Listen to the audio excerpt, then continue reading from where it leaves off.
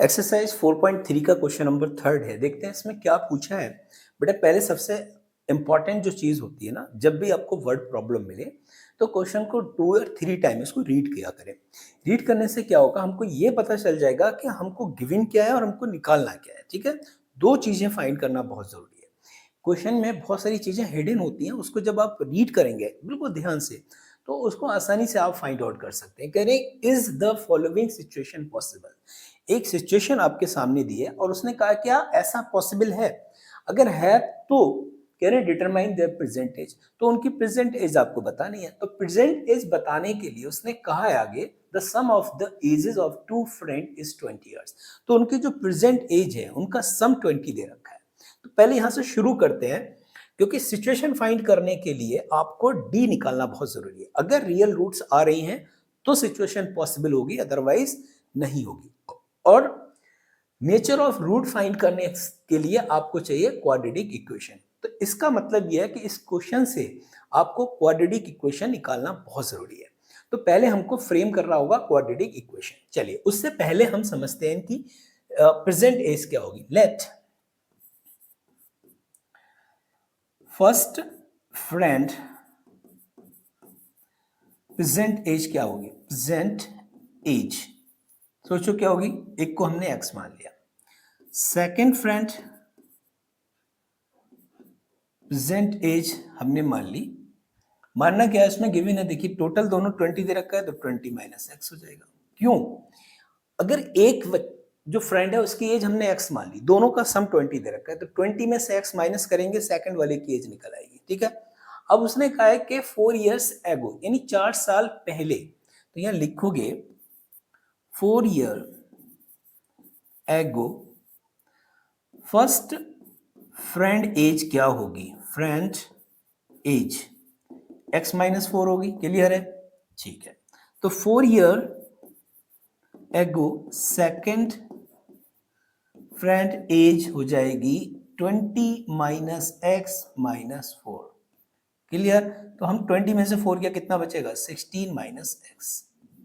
Clear है? अब according to question आगे आ जाए। The product of their edges in year was 48। तो इन दोनों की जो एज थी 4 साल पहले, उनका जो प्रोडक्ट है वो 48 है। तो अकॉर्डिंग टू क्वेश्चन देखिए क्या बोल रहे हैं कि x माइनस 4 और 16 माइनस एक्स, इन दोनों का जो प्रोडक्ट है वो कितना है? 48।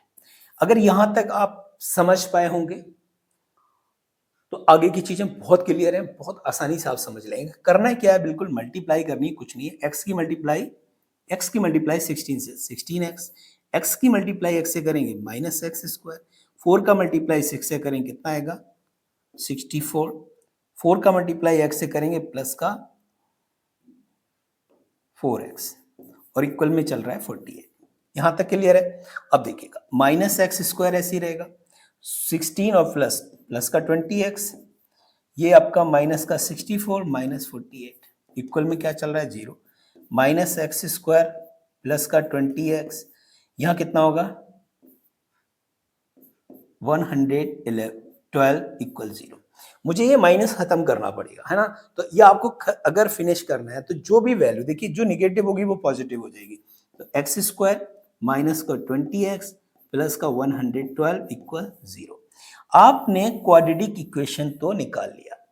क्वाड्रेटिक इक्वेशन निकालने के बाद अब आपका काम बचेगा, आपको बताना है कि ये पॉसिबल है सिचुएशन या नहीं। तो उससे पहले आपको निकालना पड़ेगा डी। चलिए तो अब डी निकालते हैं। तो डी निकालने से पहले इसकी कंपेयरिंग करेंगे आप। X square minus 20x plus 112 equal 0। तो कंपेयरिंग करेंगे a x square b x plus c equal 0। Clear है? ए की वैल्यू यहाँ क्या हो गई? 1, बी की वैल्यू माइनस 20, सी 112। क्लियर है? यहाँ तक बिल्कुल समझाने की जरूरत नहीं है। यहाँ तक तो ये तो बहुत इजी पार्ट है, बहुत बार हम कर चुके हैं। तो हमें चाहिए था डी। डी इक्वल होता है बी स्क्वायर माइनस 4ac।